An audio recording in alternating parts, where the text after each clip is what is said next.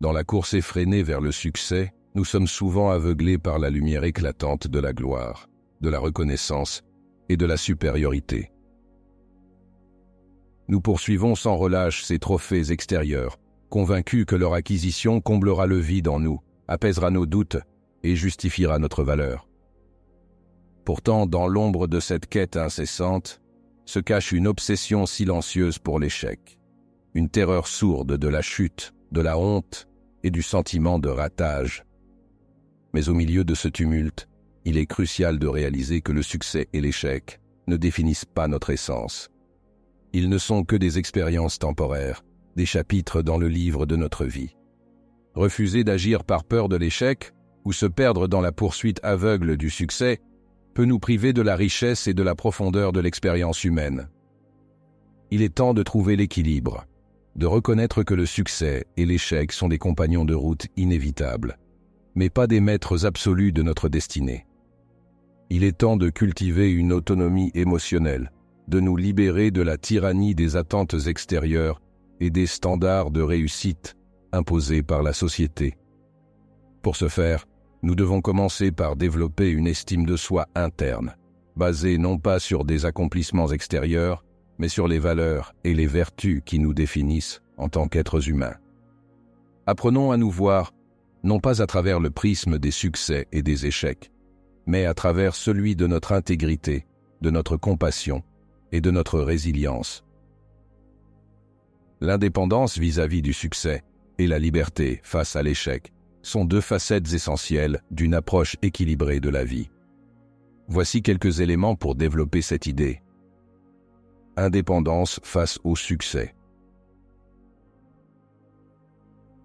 L'indépendance face au succès, vue à travers la lentille stoïcienne, est une invitation à se libérer des chaînes de la recherche incessante de reconnaissance extérieure et à trouver la satisfaction et la plénitude à l'intérieur de soi-même. Dans la Grèce antique, il y avait un philosophe stoïcien du nom d'Épictète, connu pour son enseignement sur la liberté intérieure et la maîtrise de soi. Une anecdote célèbre raconte qu'un jour, alors qu'il enseignait à ses disciples dans les rues animées d'Athènes, un homme riche et puissant l'interpella avec mépris, le traitant de fou et de charlatan. Au lieu de réagir avec colère ou indignation, Épictète accueillit les mots de l'homme avec calme et sérénité. Il se contenta de sourire et de répondre avec bienveillance. « Mon ami, si tu ressens le besoin de me juger ainsi, cela ne change rien à ma valeur ni à ma tranquillité intérieure.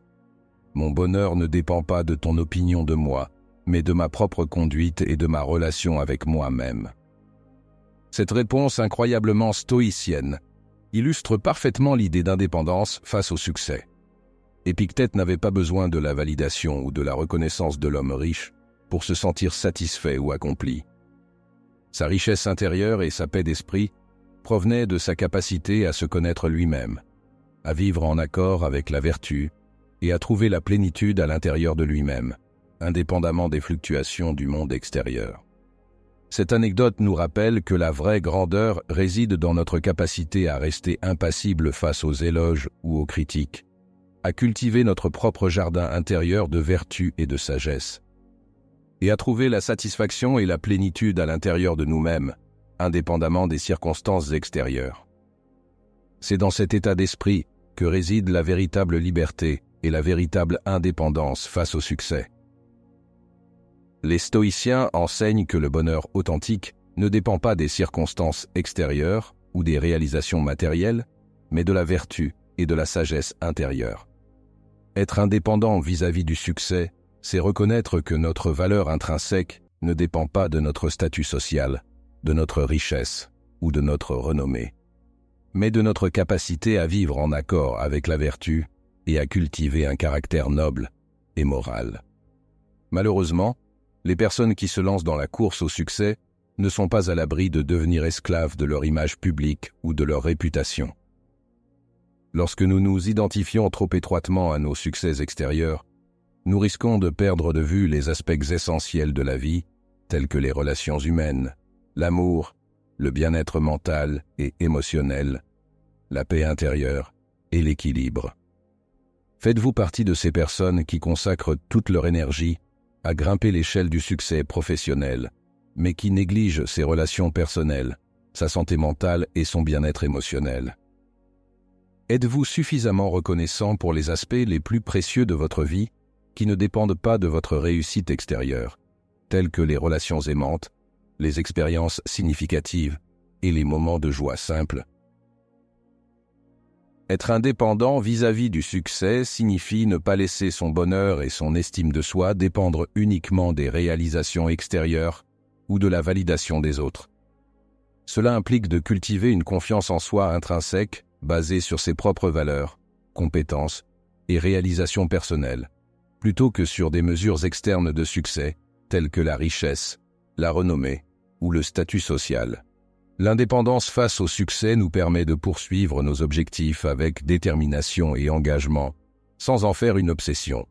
C'est un chemin vers la liberté véritable et durable, où notre valeur et notre joie ne dépendent pas des fluctuations du monde extérieur.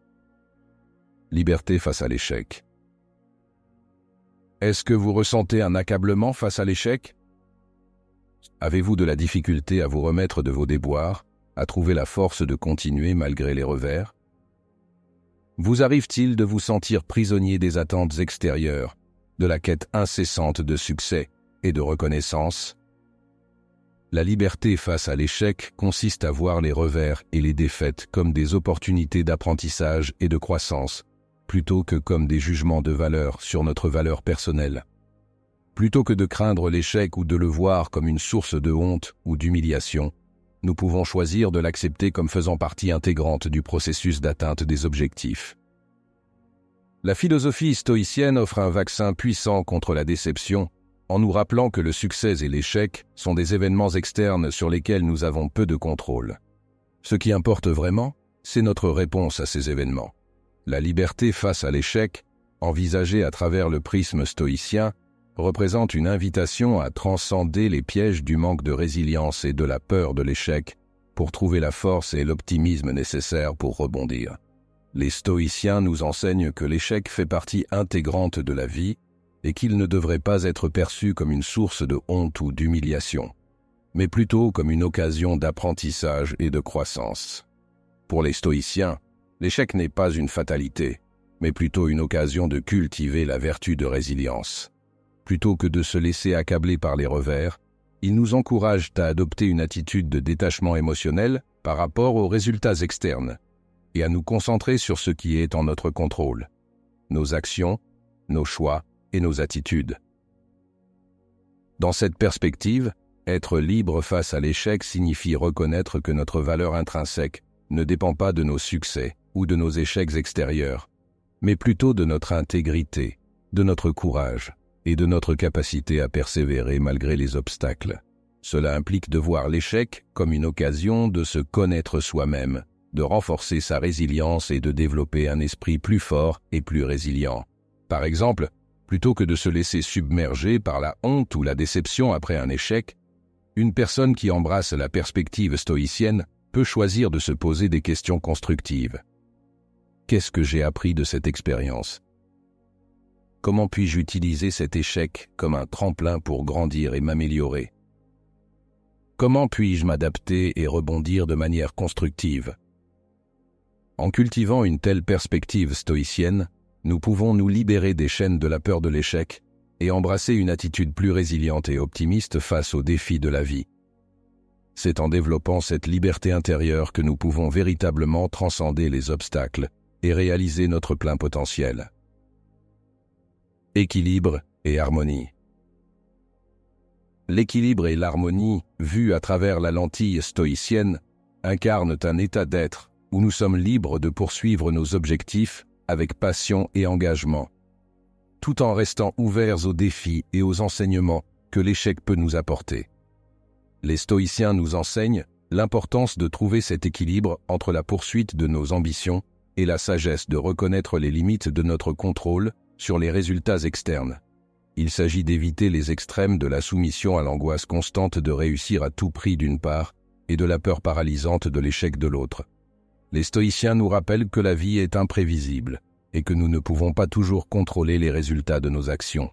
Par conséquent, plutôt que de nous attacher désespérément à des résultats spécifiques, nous devrions nous concentrer sur ce qui est en notre pouvoir, nos attitudes, nos actions et nos choix.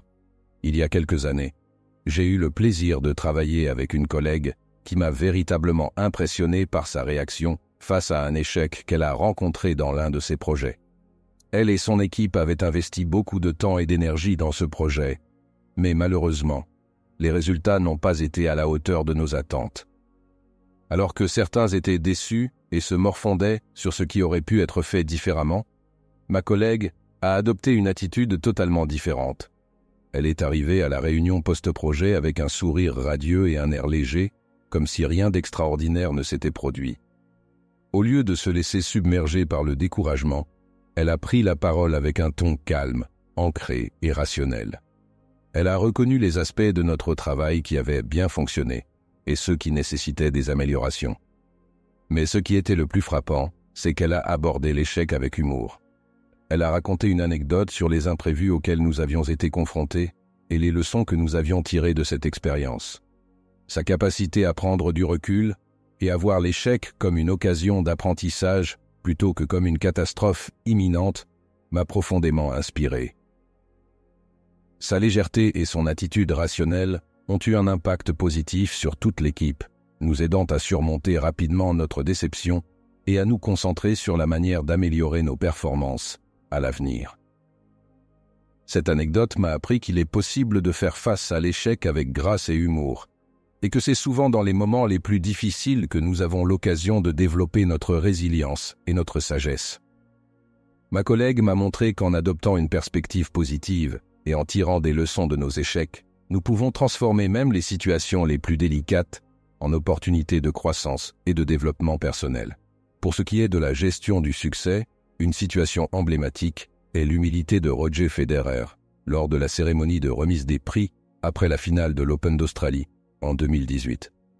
Après avoir battu Marin Cilic et remporté son 20e titre du Grand Chelem, Federer a été invité à s'adresser à la foule dans un discours traditionnel de victoire. Au lieu de se glorifier de sa propre performance ou de son parcours, Federer a pris le temps de remercier chaleureusement son adversaire, Marin Cilic, pour avoir livré un match intense et compétitif. Il a loué le talent et la force de caractère de Cilic, soulignant à quel point il avait été un adversaire redoutable sur le court.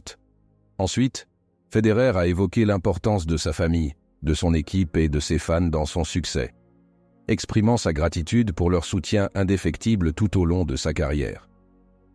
Il a humblement partagé son bonheur d'être en mesure de jouer au plus haut niveau, en insistant sur le fait qu'il ne prend jamais rien pour acquis.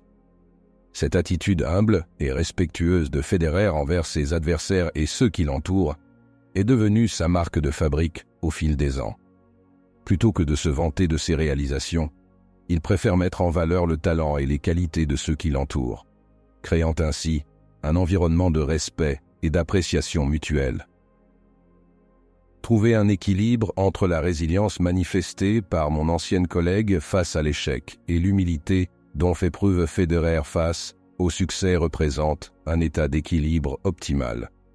C'est en cultivant cet équilibre et cette harmonie que nous pouvons poursuivre nos objectifs avec passion et détermination, tout en restant ouverts aux enseignements que l'échec peut nous apporter.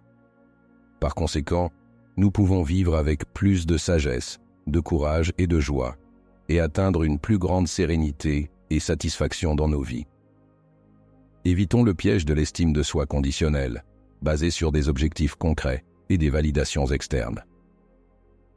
Cultivons plutôt une confiance profonde en nos capacités intrinsèques, en notre capacité à faire face aux défis avec grâce et à trouver un sens même dans les moments d'échec apparents. Que le succès vienne nous saluer ou que l'échec frappe à notre porte, nous serons prêts à l'accueillir avec calme et sérénité. Car nous savons que notre valeur réside bien au-delà des distinctions extérieures, dans la richesse de notre humanité et dans notre capacité à embrasser pleinement la complexité de la vie.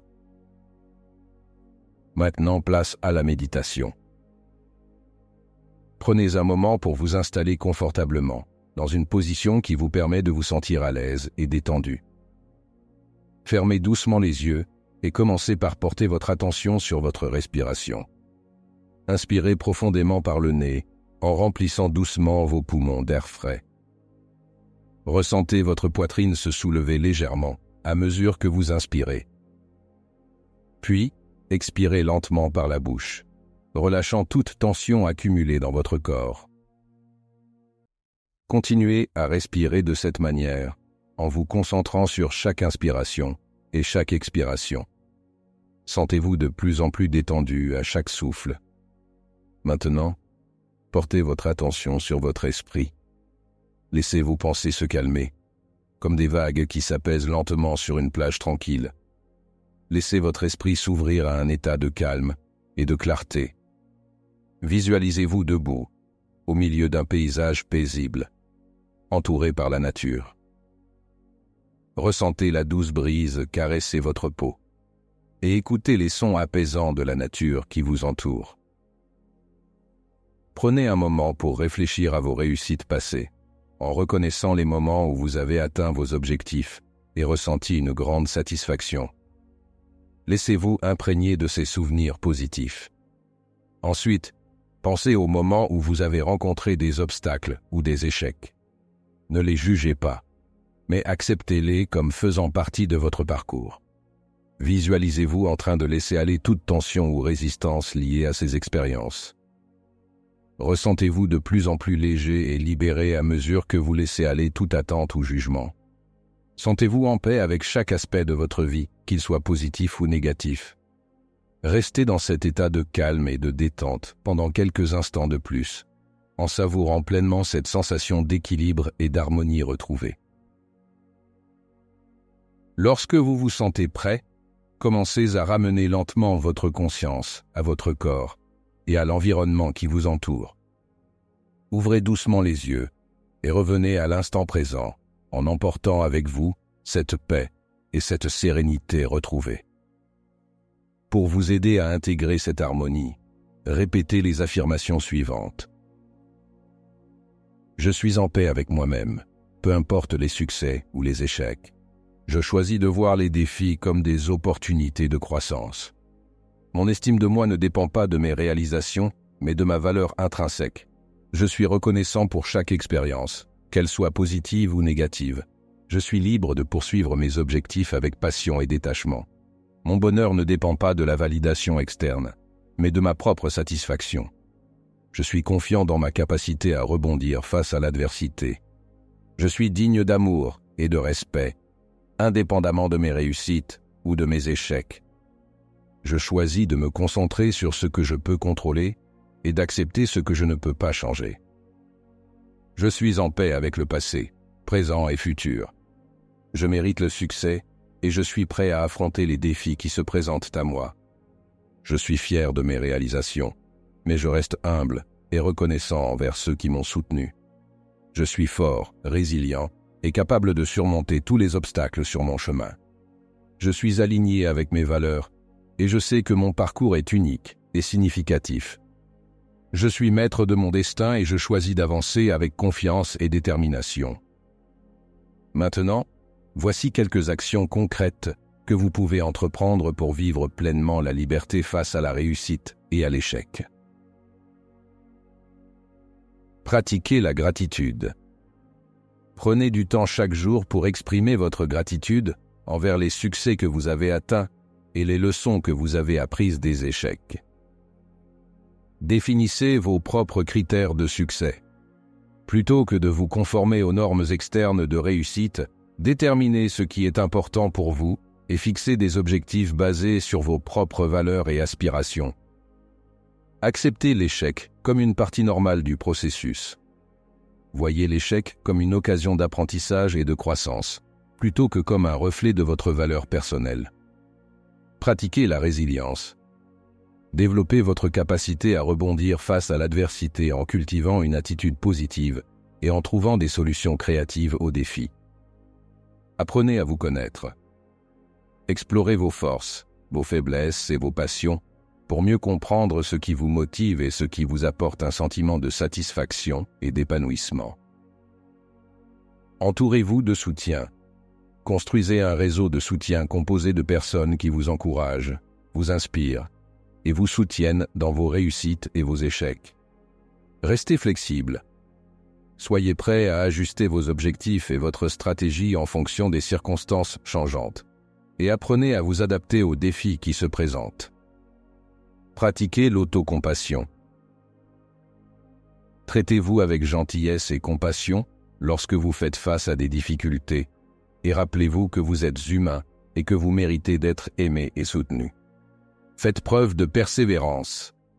Continuez à avancer même lorsque les choses deviennent difficiles, en gardant à l'esprit que chaque défi surmonté vous rapproche de vos objectifs. Célébrez vos succès. Prenez le temps de célébrer vos réalisations, grandes et petites, et de reconnaître tout le travail acharné et la détermination que vous avez mis pour y parvenir. Pratiquez-vous dans des situations concrètes et vivez la liberté réelle, celle que vous expérimenterez à force de vous détacher de la gloire et du sentiment d'échec. Merci de votre écoute.